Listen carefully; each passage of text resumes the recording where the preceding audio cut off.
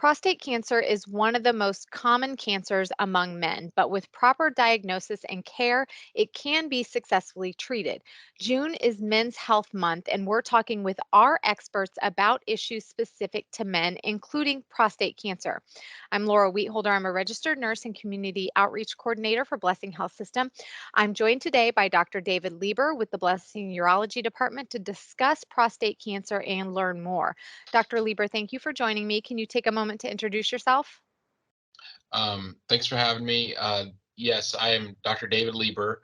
I'm a urologist, been practicing urology for about 20 years. I did a fellowship at Washington University in St. Louis, specifically focused on laparoscopy, robotics for prostate cancer and kidney cancer.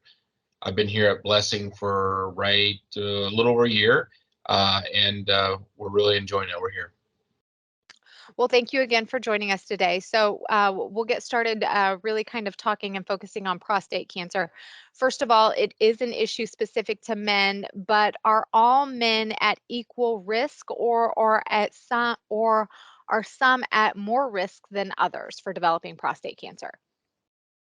Well, there's been a lot of research with this lately. Traditionally, we've known that the African American population of men are at higher risk for prostate cancer, but we're finding that patients with a history of breast cancer in the family and other genetic abnormalities may be at higher risk. So it's really an exciting area of interest in prostate cancer, trying to identify where the risk's at. If you have a family history of prostate cancer, especially with a first degree relative, a brother, father, or African American descent, you're at higher risk. And because of that, we have to treat you a little bit differently than the average patient.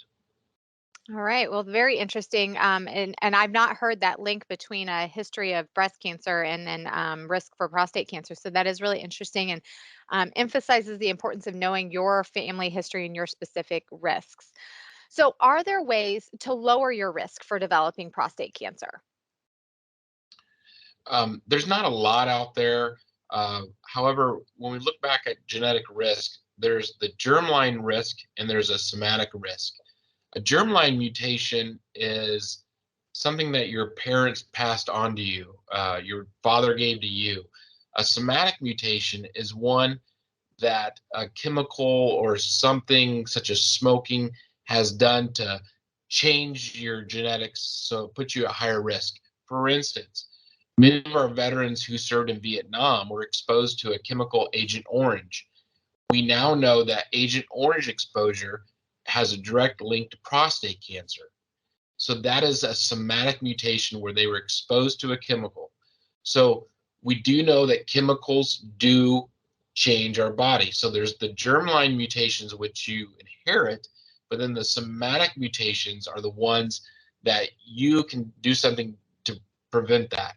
So don't smoke, wear gloves, wear respirators when handling yard chemicals, do all the safety things they talk about. Many of our farmers back in the day never used any of that chemical precautions, but now we're really stressing, please wear the gloves, wear the respirators. For the average patient that doesn't have exposure to chemicals, um, really the only data out there, and it's not super strong to help prevent prostate cancer, is lycopenes and pomegranate juice, in addition to regular exercise and diet. Pomegranate juice, just be a glass a day. The lycopenes are the red things that are found in uh, tomato sauce, red wine, watermelon. It's found in a lot of things that we have the red pigmentation in it. So lycopenes and pomegranate juice can be taken in a pill form at many of the uh, farmers, in many of the health places. We talked about maybe some lifestyle modifications or things you can implement to reduce your risk for possibly developing prostate cancer. But are there certain symptoms to be aware of related to prostate cancer or some symptoms that might indicate an issue with the prostate? That's a great question. Early stage in prostate cancer, honestly, there's no symptoms for most of these guys. we're picking it up on routine screening with a rectal exam and a blood test called the PSA. Um, that's how we're picking it up before it becomes a problem. But late stage in the prostate cancer disease process, then we start having many problems that actually can present with other disease states. But some of the ones that might happen late stage are difficulty urinating, blood in the urine, some bone pain, some weight loss. But remember that there's other things can cause those symptoms as well. So if you have weight loss or bone pain, it doesn't mean that you have prostate cancer. It just late stage prostate cancer can cause some of those things. So it's really important that we are following that PSA and that rectal exam as early as we can so we can catch it when it's early rather than catching it when it's late. I know you talked a little bit about screening and the guidelines for who should be screened for prostate cancer and what age. Actually, not just for prostate cancer, for many cancers. It seems like those change and are updated frequently. And maybe they can be a little bit confusing at times because there are, as we progress with the science and we learn more, and maybe those guidelines change. So, what are the current recommendations for prostate cancer screenings? If you look at the American Urologic Guidelines this year, as of today, and it might change in the near future, but men over 55 who have a greater than 10-year life expectancy should be screened. Now, that being said, they typically say turn off the screening tools at around age 70. But if you have a life expectancy more than 10 years and you're 70 years of age, meaning if you're 70 and all your family members have lived to be in their 90s and they're very healthy, you're very healthy, well, you can continue to do some screening mid to late 70s. That'd be fine because you look at that 10 to 15-year life expectancy. If you're 60 and you have bad heart, bad lungs, and we don't think you're going to live more than 5, 10 years, maybe you shouldn't be screening. So it's age over 55 and a life expectancy of greater than 10 to 15 years. However, if you're one of those high risk categories that we talked about before, African American, history of cancers in the family, especially breast cancer, you're certainly going to want to talk to your physician. This is a caveat where it allows you to get prostate cancer screening much earlier. It can be as early as 40 to 45 to set a baseline and then do yearly screening thereafter. Now, the guidelines say if you have higher risk for prostate cancer, you can certainly do it earlier, and that's up to the discretion of the patient and the physician. But if you just looked at average patient with no risk factors and they have a greater than 10 to 15-year life expectancy, you're looking at starting at age 55. And that's a rectal exam and a PSA. And how often should they be screened if they're meeting that screening criteria? How frequently? So that's another area of debate. Some people say every 2 years, but we generally recommend once a year when you're seeing your physician for your yearly physical. Okay. So good information there. And it kind of sounds like knowing your family history, knowing your personal risk factors, and then having that conversation with your physician about when you should start screening and that kind of stuff. Now, once a person is diagnosed with prostate cancer, what treatment options are available? Because it is treatable once there's a diagnosis. Yes, this is an easy but very difficult answer. The easy part is that there's three broad categories to treat prostate cancer, and it depends about your prostate cancer. Is it aggressive or is it low aggressive? So how hot is the fire? If it's a low grade cancer, meaning it's not a very hot fire, active surveillance where we simply monitor the cancer might be a great option. So Gleason 6 cancers are the early stage cancers that are low volume and a low PSA. Perfectly reasonable just to watch those cancers.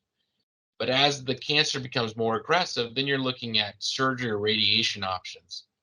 The surgery options, robotic prostatectomy, most of the patients go home the same day. You have a catheter for a week, and people are able to get back to activities of daily living fairly reasonably quick. In addition, radiation, a lot of changes there. There's external beam radiation and there's seed therapy. And again, radiation is another option for you. Many times for our aggressive cancers, we may have to combine certain modalities. So they might have surgery followed by radiation, but that's something we would talk about after you've been diagnosed. So a lot of different treatment options based on the individual needs. Now, this is Men's Health Month, and I spoke with another Dr. Holland earlier on about BPH. Is there any kind of link with BPH and prostate cancer? Is that something, if you have BPH, should you be concerned? Does it influence your risk for prostate cancer at all? Or what do we need to know about that? Really, the only link that I can see between BPH and prostate cancer is that if you live long enough, you're going to get it. So generally, that's the thing. As you get older, you have a larger prostate, so that pinches down the straw that drains the bladder, and so that slows down your urinary stream. But also, the older you get, also the more chance you might have to develop a prostate cancer. But there's really no link that says BPH and prostate cancer are one and the same. Well, that's good to know because I know that that's probably a big concern for people when they start seeing changes. There's always that concern of could it be something more. So again, probably just a good idea to know your symptoms and work with your doctor to talk to them. So we've touched on a lot of different aspects of prostate cancer, and you've provided a lot of valuable information. But is there anything that you would like to add? Anything that we might have missed? So after prostate cancer treatment, whether it be surgery or radiation, many men have side effects. And I really want to stress it's okay to talk about these side effects. Now, the side effects sometimes are very small, but sometimes they can be things that will interfere with the patient's quality of life. It might be something where you have known a friend or a family member that's had breast cancer, and that female has had have her breast removed. After the breast was removed, to help restore some self confidence or image issues, a reconstruction was performed where they placed an implant underneath the skin. And that does help. But I wanted to really touch with many of the men that might be suffering from complications is that if your erections don't come back after radiation or surgery, or even without, there is the ability to place an implant similar to what the woman had implanted. But an implant can be placed inside the penis so it looks normal and it functions well. That is something that restores a lot of self confidence, a lot of quality life for men. And it's something that people are initially resistant to talk about. It's okay to pursue sexual function, even in your later years. We just want to make sure that a couple that wants to find physical intimacy, they can find that. And there's ways to get you there. That actually, once you go through the procedure, it works very, very well. So sexual function is something that we want men to talk about and feel comfortable with that, but also urinary control. There will be some men who've had an open prostatectomy or surgical procedure, and they might have some leakage of urine. There are options for guys who have those kind of complications. Now, I just really want to stress that complications aren't super, super common. But if you do have problems with erectile dysfunction, or if you do have problems with leakage after a surgical procedure or radiation, there are things that we can do to help. So if I could stress one thing is it's okay to talk about it. I think that's really important to share because I think you're right. There is sometimes some hesitancy to talk about those things, especially among men. So I think it's good to note that while they're not common, they do happen. And if it is happening to you, don't just ignore it or live with it. Talk to your doctor because there are interventions that can help and improve your quality of life. Right. Well, is there anything you'd like to add today? Anything else that we might have missed? I think you gave us a lot of great information for men out there, important information for anyone who might be concerned about prostate cancer or maybe has gone through that battle. I just think that, when we look at research, we look at data, we look at things that have been happening over the last 20 years, there's been a lot of progress, and we're still working every day on new studies, new research opportunities to make advances in prostate cancer. The robot was a big game changer 25 years ago, and that's when I did my fellowship, and that's been a big change in helping guys get through a surgical procedure with less pain and discomfort, and that's going very, very well. But for the patients later stage in the prostate cancer, there's been huge strides in what's available for men. These genetic testings um, for the germline and somatic mutations. We talked about certain disease states, that breast cancer, but there's a whole about 20 genes that we can test for prostate cancer that may indicate why you have the prostate cancer and if you're eligible to pass it on to your offspring. But not only that, some of these mutations that we find are eligible for new therapies coming down the road. So if we do a germline testing or somatic testing on your actual cancer cells, we might be able to determine that there is a therapy available for you based on your actual DNA. So there's really some neat stuff coming down the line.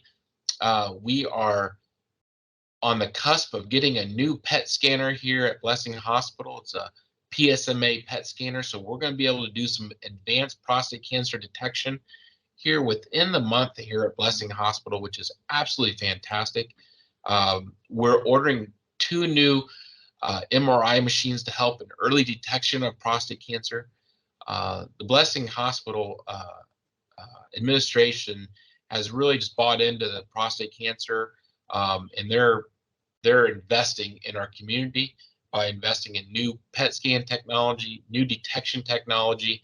So I really feel that they're really stepping up to the game here. Well, that's really great, and it's exciting to hear that there are so many advances to really help improve men's health overall in our community and really everywhere. So, um, very exciting and nice to hear that these advances are being made to help men improve their quality of life. So, well, thank you so much for joining me today. We appreciate it, and you can find more information online on our website, blessinghealth.org. Thank you again for joining me. Thanks.